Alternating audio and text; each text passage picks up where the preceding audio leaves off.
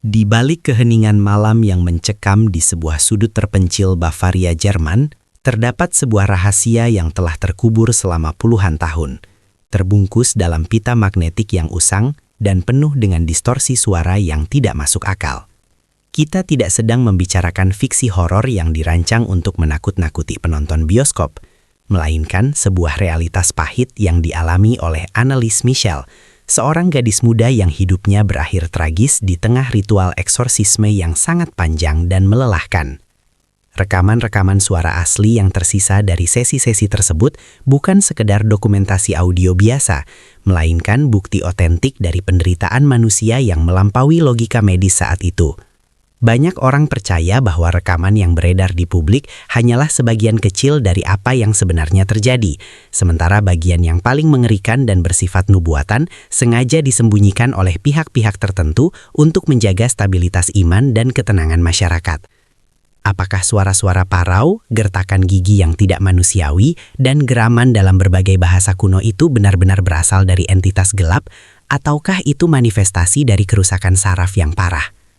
Malam ini, kita akan masuk lebih dalam ke dalam arsip yang paling dijaga ketat, menelusuri setiap desisan statis untuk menemukan kebenaran di balik misteri rekaman suara asli Anneliese Michel yang konon sengaja disembunyikan dari telinga dunia karena mengandung pesan yang terlalu berbahaya untuk didengar oleh telinga manusia biasa. Sebelum namanya menjadi sinonim dengan teror supernatural, Anneliese Michel adalah seorang mahasiswi yang cerdas, religius, dan penuh harapan akan masa depan yang cerah. Namun, semuanya berubah secara drastis ketika ia mulai mengalami kejang-kejang aneh yang awalnya didiagnosis sebagai epilepsi lobus temporal oleh para dokter. Namun, obat-obatan medis yang diberikan seolah tidak memiliki kekuatan apapun untuk menahan degradasi mental dan fisiknya yang semakin memburuk dari hari ke hari. Anneliese mulai melaporkan melihat wajah-wajah iblis yang mengerikan saat ia berdoa, dan ia mulai mencium bau busuk yang tidak bisa dijelaskan oleh siapapun di rumahnya. Transformasi ini bukan hanya soal fisik, tetapi juga perilaku yang sangat menyimpang, seperti memakan serangga, meminum air seninya sendiri dari lantai, dan menunjukkan kekuatan fisik yang tidak masuk akal bagi seorang gadis yang bertubuh lemah. Orang tuanya, yang terjepit di antara keputusasaan medis dan ketaatan agama yang mendalam, mulai merasa bahwa putri mereka bukan sedang sakit secara biologis, melainkan sedang dikepung oleh kekuatan jahat yang tidak kasat mata. Disinilah awal mula suara-suara aneh mulai terekam saat Anneliese berbicara dengan nada yang sangat rendah, berat, dan penuh kebencian yang tidak mungkin dihasilkan oleh pita suara manusia normal, memicu perdebatan panjang antara sains dan iman yang akan berakhir di meja hijau pengadilan yang paling kontroversial dalam sejarah modern Jerman. Selama 10 bulan yang sangat panjang antara tahun 1975 hingga 1976, sebanyak 67 sesi eksorsisme dilakukan terhadap Anneliese Michel oleh Pastor Ernst Alt dan Pastor Arnold Trenz atas izin dari Uskup Joseph Stangl.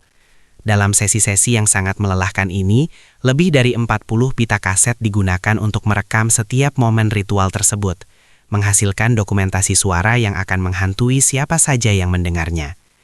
Di dalam rekaman tersebut, terdengar suara-suara yang mengaku sebagai Lucifer, Kain, Yudas Iskariot, Nero, dan bahkan Hitler, yang masing-masing berbicara dengan karakteristik suara yang berbeda-beda, namun semuanya memiliki nada kebencian yang seragam terhadap segala hal yang suci.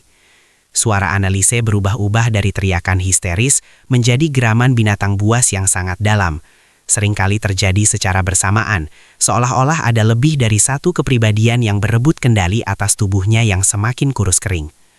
Para saksi melaporkan bahwa selama eksorsisme, suhu ruangan akan turun secara drastis, dan bau belerang yang menyengat akan memenuhi udara meskipun pintu dan jendela tertutup rapat.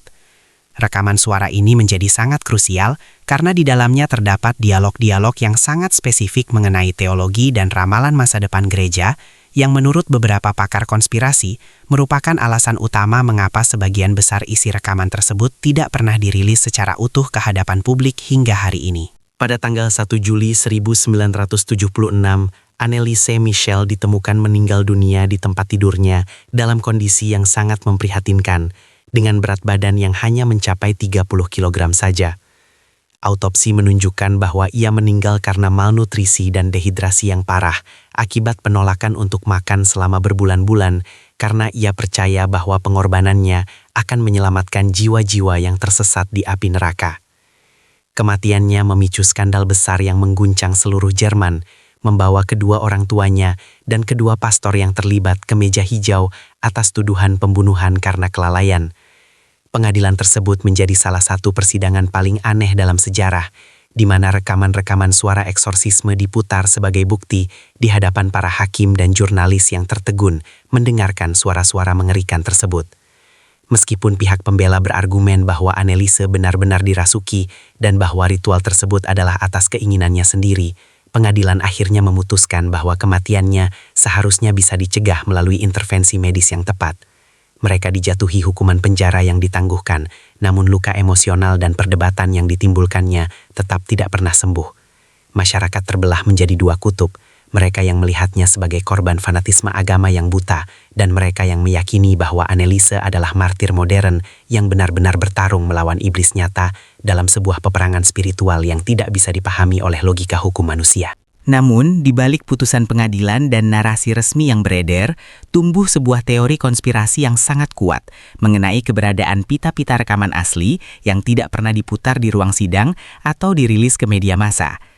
Desas-desus yang beredar di kalangan peneliti paranormal dan teolog radikal menyebutkan bahwa terdapat setidaknya 10 jam rekaman tambahan yang berisi nubuatan gelap mengenai masa depan dunia dan rahasia internal Vatikan yang sangat sensitif. Mengapa otoritas gereja saat itu tampak sangat tergesa-gesa untuk menutup kasus ini dan menjauhkan diri dari praktik eksorsisme secara publik untuk sementara waktu? Beberapa mantan anggota lingkaran dalam keuskupan membisikkan bahwa dalam rekaman yang disembunyikan itu, suara yang mengaku sebagai Lucifer memberikan detail tentang penyusupan kekuatan gelap ke dalam institusi-institusi suci manusia, sesuatu yang dianggap terlalu berbahaya untuk diketahui oleh jemaat umum. Keberadaan rekaman asli ini seringkali dikaitkan dengan arsip rahasia yang disimpan jauh di bawah tanah, terlindungi dari jangkauan publik oleh protokol keamanan yang sangat ketat. Apakah rekaman tersebut benar-benar mengandung kebenaran yang bisa meruntuhkan tatanan keyakinan kita, ataukah mereka sengaja dihilangkan untuk menghapus jejak kegagalan ritual yang berujung maut? Pencarian akan rekaman asli yang disembunyikan ini terus berlanjut, menjadi cawan suci bagi para pemburu misteri yang ingin menyingkap tabir kegelapan yang menyelimuti akhir hidup Anneliese Michel. Hingga hari ini, makam Anneliese Michel tetap menjadi tempat ziarah bagi banyak orang yang mencari jawaban atas penderitaan yang ia alami, sekaligus menjadi pengingat akan batas tipis antara kesehatan mental dan pengalaman spiritual yang mendalam.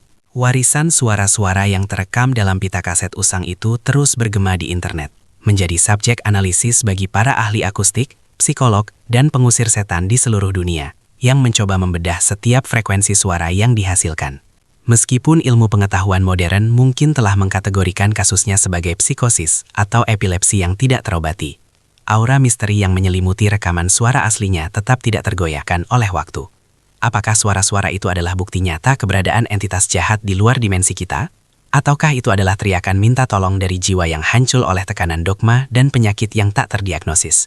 Misteri rekaman yang disembunyikan ini mungkin tidak akan pernah terpecahkan sepenuhnya, terkubur bersama rahasia-rahasia lain yang lebih memilih untuk tetap berada di dalam bayang-bayang. Namun satu hal yang pasti, setiap kali kita mendengar potongan audio yang bocor ke publik, kita seolah ditarik kembali ke malam-malam dingin di Bavaria tahun 1976, di mana seorang gadis muda bertarung sendirian melawan kegelapan yang ia yakini nyata. Terima kasih telah mengikuti penelusuran mendalam ini, dan biarkan frekuensi suara yang tersisa menjadi pengingat bahwa ada hal-hal di dunia ini yang mungkin memang tidak seharusnya kita mengerti sepenuhnya.